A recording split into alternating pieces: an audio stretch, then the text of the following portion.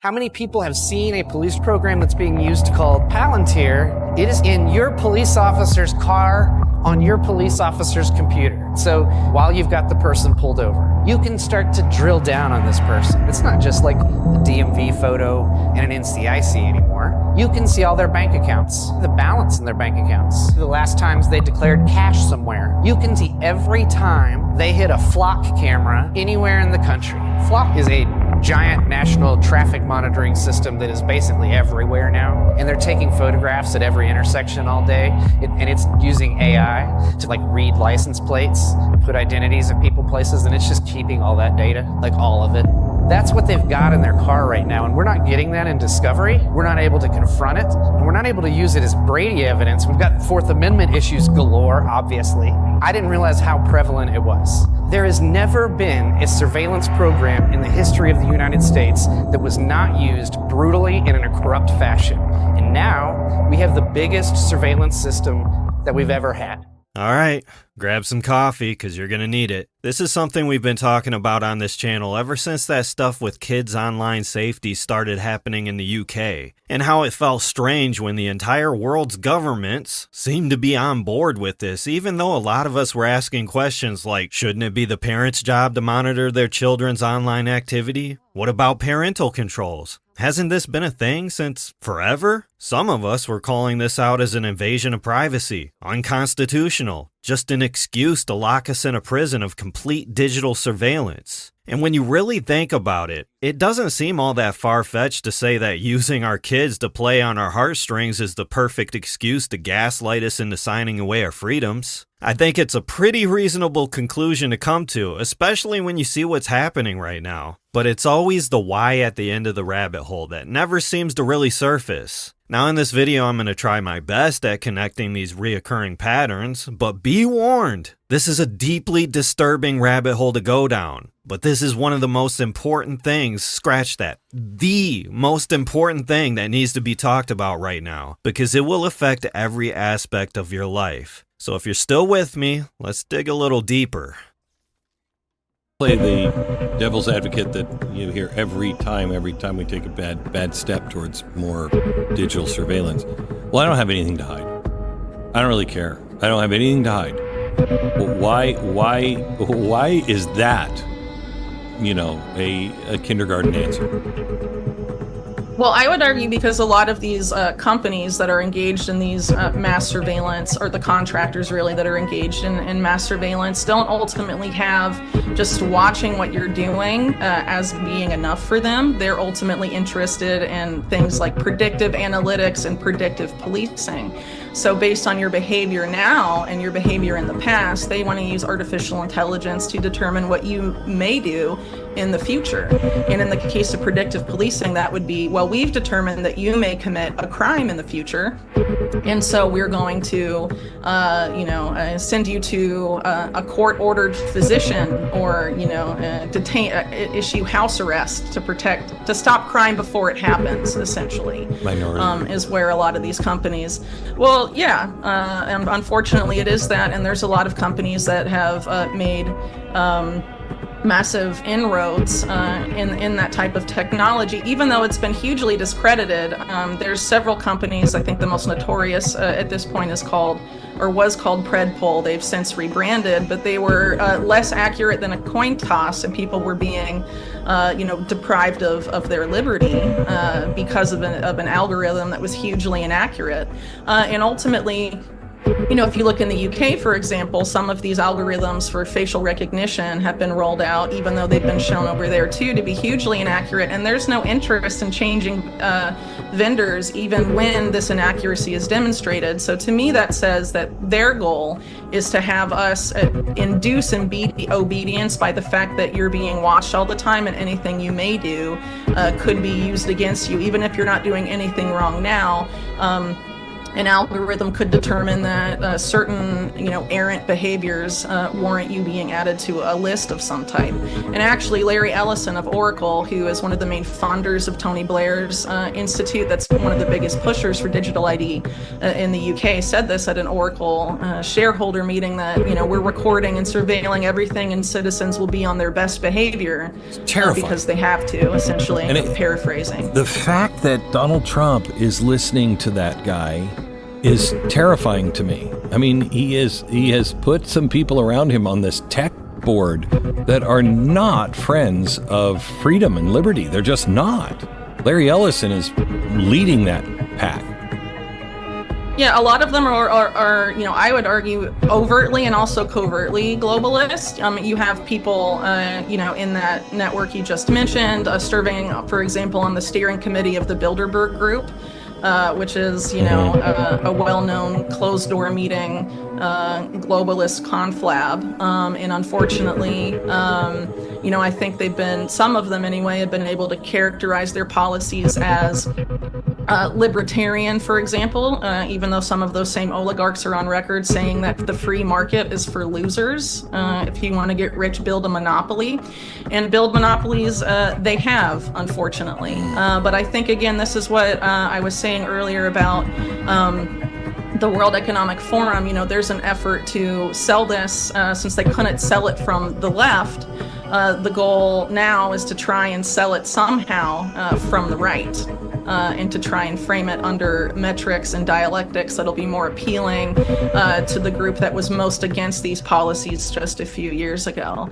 And unfortunately, with AI and all of that, it could happen if people aren't. One thing that needs to be understood when it comes to the left-right paradigm is that it doesn't matter which side gets voted into power. This digital prison, this mass surveillance operation, this is a joint effort to completely control your lives. And no mainstream political talking head is going to tell you this. It's like going to the grocery store and looking at all the products on the shelves. You might think that you have a choice of what you're grabbing off that shelf, when in reality, 99% of all those products are owned by the same parent company. Well, same goes with a lot of these news outlets, politicians, your favorite influencers. You might like a person, agree with everything they're saying, but how do you know they agree with what they're saying? Chances are they don't feel anything whatsoever about what the script reads. What's important is the emotional response from you, what reaction they can get from you.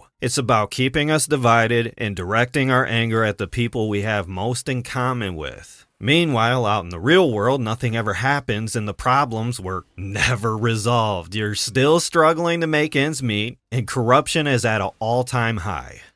Do y'all remember that video the World Economic Forum put out that you will own nothing and you'll be happy? Let me show you some things you probably haven't realized, because we're already there, y'all.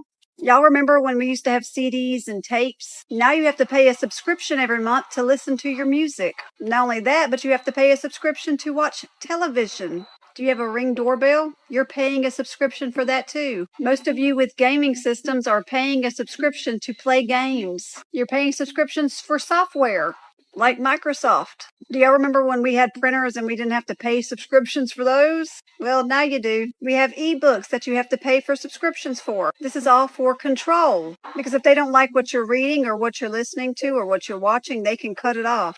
Back in 2009, Amazon erased the Orwell books from Kindle. Y'all remember that guy that said this same thing was going to happen? How many of y'all own a house?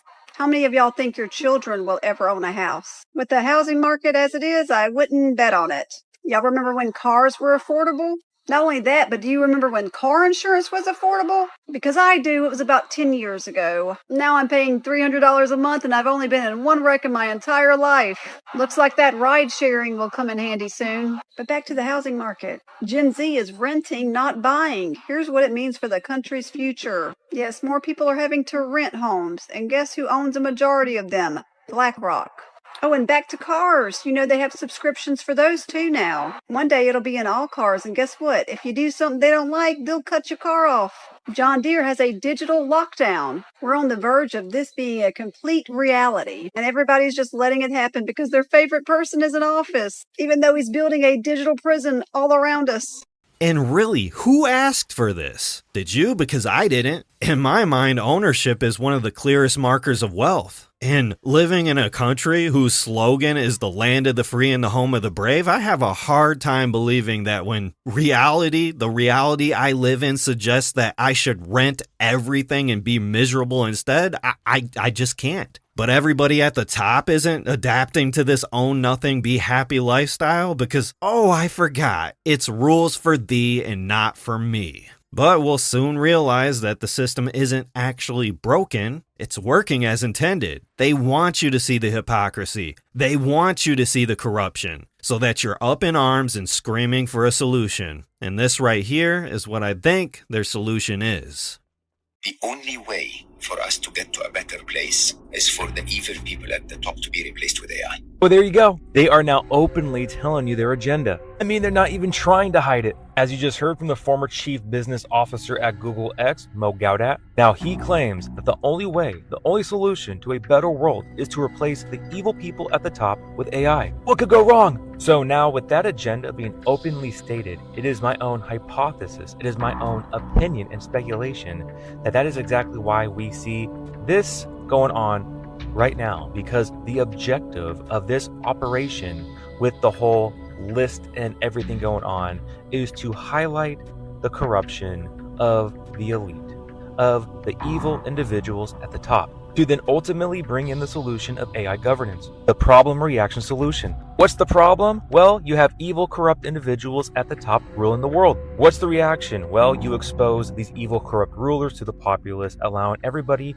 to cry for change. And then from there, you bring in the solution, AI governance. The writing is very clearly on the wall, because again, the problem is being exposed blatantly and very purposefully. As we can see right here with Jeffrey's connections, these are the billionaires and top officials he's been tied to. So now while the problem is being brought to the forefront for everybody to see by design, the solution is coming right behind, waiting for the outcry, waiting for individuals to want the solution. And the solution is already being implemented slowly but surely, as we can see right here with AI governance being slowly implemented with things like this, AI.gov, or with things like the Genesis mission, where it is a national mission to accelerate science through artificial intelligence. Or as I'm sure you know by now, the whole Stargate project, which was backed by Mr. Golden Dawn. And not to mention how just recently we saw XAI striking a deal with the Pentagon, Department of War, to deploy Grok models for military and civilian use. Again, as we can see right here from Christmas Eve, US military adds Mr. Chip to the frontal lobe's controversial Grok bot to its AI arsenal. Oh, how lovely. Now here's the thing, this is not just a US situation or problem, this is a global agenda. Everybody is walking in lockstep, just like in 2020 with the boogeyman. But as I'm going to show you right here, it is country after country after country wanting to implement AI governance and then ultimately AI global governance. But we can start right here with Abu Dhabi, set to become the world's first fully AI-powered government by 2027, while we also have Saudi Arabia emerging as regional leader in government AI. As we can see with the Middle East big bet on artificial intelligence and data security, the Kingdom of Saudi Arabia, the United Arab Emirates, and the state of Qatar are making substantial outlays in technology and infrastructure as they seek to diversify their economies away from oil. Now, of course, it's not just the Middle East. We also have China's blueprint for global AI governance. There you go, a path towards multilateralism and universal good. Oh yeah, universal good. Yeah, okay. And of course, as we can see, AI governance in Japan, global leadership through responsible innovation. As we can see, AI governance is growing in Asia Pacific, key developments and takeaways for multinational companies. And now it's not just Asia or the Middle East.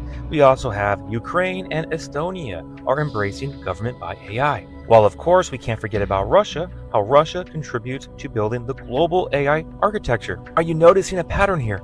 Well, I might as well add Europe into the mix right here with the European Commission shaping the next frontier of AI governance in finance. Global AI governance on agenda as Lisbon Forum. Representatives from countries on 3 continents and international organizations join Council of Europe. Latin America and the Caribbean caught in the middle on AI governance. Africa at the table, the urgent call for scalable African-centric AI governance. Are you picking up what they are laying down? They are not even trying to hide their agenda. They are making it very open and blatant. AI governance, global AI governance, lockstep, just like in 2020, where every country went lockstep with what happened during that time, as you guys all know. So, with that all being said, it is my own hypothesis, my own speculation, that the writing is very clearly on the wall. The problem, reaction, solution. The problem is everybody's in debt. All the countries are hurting economically. We have corruption at all-time highs, and that will be exposed. And the only solution will be AI to come in and save the day. Everybody's pissed off at the government, pissed off about what's happening in Minnesota, pissed off about all the obvious cover-ups by the FBI, the files and all that. They see the corruption on both flanks. So what's the solution? Well, the solution is the plan they had for you all along. The plan they had for you all the way back in 2020 and beyond. Here, I'll show you. I wanted to ask when you all think we're going to move from this form factor to something that's on your face glasses and when computing's all on the edge. All right, 50 seconds. Who wants to answer quickly? I think it will go. It will. First of all, it will definitely happen. I was talking about 6G earlier, which is around 2030. I would say that by then, definitely the smartphone as we know it today will not anymore be the usual kind of the most common interface. Wow. Many of these things will be built directly into our bodies. COVID is critical because this is what convinces people to accept, to legitimize total biometric surveillance. If we want to stop this epidemic, we need not just to monitor people, we need to monitor what's happening under their skin, their body temperature. Like we walked in here, we had to go through a body temperature test. Well, I think maybe in a couple of decades when people look back, the thing they will remember from the COVID crisis is this is the moment when everything went digital. And if this was the moment when everything became monitored, that we agreed to be surveyed all the time, not just in authoritarian machines, but even in democracies. And maybe most importantly at all, this was the moment when surveillance started going under the skin. The biometric sensor. It's the thing, it's the gadget, it's the technology that converts biological data into digital data that can be analyzed by computers. And having the ability to really monitor people under the skin, this is the biggest game changer of all. With this kind of surveillance, I mean, you watch the big president, the big leader, gives a speech on television. The television could be monitoring you and knowing whether you're angry or not, just by analyzing the cues, the biological cues coming from your body. So people are now watching us online, all over the world, this conversation. Now, maybe even right now, the people who are watching us are being watched and analyzed.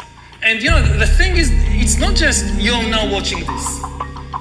The thing is, we know that you're watching this and we also know how you feel. Are you angry about what you hear? Are you frightened? Are you bored? This is the kind of power that Stalin didn't have. When Stalin gave a speech, everybody, of course, clapped their hand and smiled. Now, how do you know what they really think about Stalin? It's very difficult. You can't have a KGB agent following everybody all the time. Even if you do it, he's just watching your outside behavior. He doesn't really know what's happening in your mind.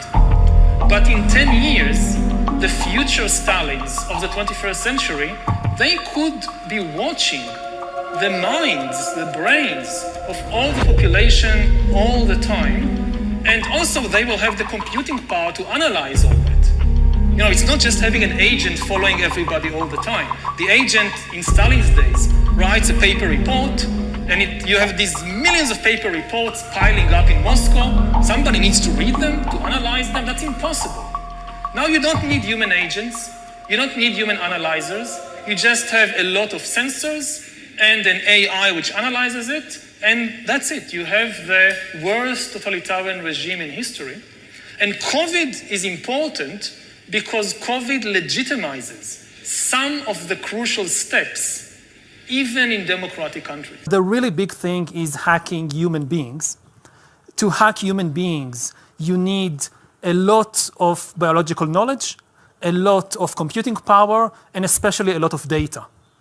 If you have enough data about me and enough computing power and biological knowledge, you can hack my body, my brain, my life. You can reach a point when you know me better than I know myself. And once you reach that point, and we are very close to that point, then democracy, the free market as we have, and actually all political systems, also authoritarian regimes, we have no idea what happens once you pass that point. Still not convinced? Because the World Economic Forum has been open about this for years. We just haven't noticed it because we've been distracted by the bread and circus. Problem is, and I said this in my last video, is that the bread is stale and the circus is boring. Now, in the past, many tyrants and governments wanted to do it, but nobody understood biology well enough. And nobody had enough computing power and data to hack millions of people. Neither the Gestapo nor the KGB could do it. But soon, at least some corporations and governments will be able to systematically hack all the people. We humans should get used to the idea that we are no longer mysterious souls. We are now hackable animals. It might enable human elites to do something even more radical than just build digital dictatorships. By hacking organisms, elites may gain the power to re-engineer the future of life itself. Because once you can hack something, you can usually also engineer it. And if indeed we succeed in hacking and engineering life, this will be not just the greatest revolution in the history of humanity. This will be the greatest revolution in biology since the very beginning of life 4 billion years ago. For 4 billion years, nothing fundamental changed in the basic rules of the game of life. All of life, for 4 billion years, dinosaurs, amoebas, tomatoes, humans, all of life was subject to the laws of natural selection and to the laws of organic biochemistry. But this is now about to change. Science is replacing evolution by natural selection with evolution by intelligent design. Not the intelligent design of some god above the clouds, but our intelligent design and the intelligent design of our clouds, the IBM cloud, the Microsoft cloud. These are the new driving forces of evolution. And at the same time, science may enable life after being confined for 4 billion years to the limited realm of organic compounds. Science may enable life to break out into the inorganic realm. So after 4 billion years of organic life shaped by natural selection, we are entering the era of inorganic life shaped by intelligent design. So does the data about my DNA, my brain, my body, my life, does it belong to me or to some corporation or to the government or perhaps to the human collective? Now, if all this sounds like it's straight out of a science fiction novel, it's because it is. And people like George Orwell wrote about this in books like 1984. That's why you always hear schizos like me telling you that it was a warning, not an instruction manual. And the global elites aren't just reading this and reinventing Big Brother play by play. They're saying, hold my beer. Orwell, being a product of his time, wouldn't have been able to grasp the concept of the technology we use today. So the words thought crimes hold an entirely different meaning now. Thought crimes actually being pulled from your brain. Big Brother being an all-encompassing artificial predictive program, the prison being a digital infrastructure connecting all of us to the grid, entire existences stored within a blockchain, the vaporization of being unpersoned, being erased from society and forced into the streets. And this is the plan they've had for you. They've been completely open about it because they're confident that you're too brainwashed to see past the matrix. Humans are now hackable animals. You know, the whole idea that humans have, you know, they have this soul or spirit and they have free will and nobody knows what's happening inside me. So whatever I choose, whether in the election or whether in the supermarket, this is my free will, that's over. Free will, that's over. That's Over. Today, we have the technology to hack human beings on a massive scale. Yeah, I mean, everything is being digitalized. Everything is being monitored. In this time of crisis, you have to follow science. It's often said that you should never allow a good crisis to go to waste, because a crisis is an opportunity to also do good reforms that in normal times people will never agree to. But in a crisis, you see, we have no chance. So let's do it. Vaccine won't help us go the to vaccine the test, of course. will help us, of course. It will make things, you know, more manageable. Surveillance. People could look back in 100 years and identify the coronavirus epidemic as the moment when a new regime of surveillance took over, especially surveillance under the skin, which I think is maybe the most important development of the 21st century, is this ability to hack human beings, to go under the skin, collect biometric data, analyze it, and understand people better than they understand themselves. This, I believe, is maybe the most important event of the 21st century. One of the features of this fourth industrial revolution is that it doesn't change what we are doing, but it changes us. The difference of this fourth industrial revolution is it doesn't change what you are doing, it changes you. If you take genetic editing, right. Just as an example, it's you who are changed. Yeah, and of course this has a big impact on your identity. Yeah. And offers certain kinds of possibilities that have to be careful about. You know, when you began to do that kind of gene editing, some people worry that you are changing what it means to be human. That's the problem. And of course, the new industrial revolution offers us many opportunities, but it raises manifold questions on the ethical, but even legal implications. And we have to be prepared for it, and that's what we want to do in Davos next year. So this fourth industrial revolution is, it doesn't change what you are doing, it changes you. If you take genetic editing, right. Just as an example, it's you who are changing. Leader on 5G getting that done. And now they're up to 6. Let's do it again. What does that do? Give you a little bit deeper view into somebody's skin? But that's it for me. Talk to me in the comments. Don't forget to share this video, and whatever you do, don't you dare go hollow. A lot of people are waking up to this, and you should never give up hope. You should never bend the knee and think that none of this really matters because it's all inevitable. It only takes a tiny percentage of the population, and I'll leave it at that.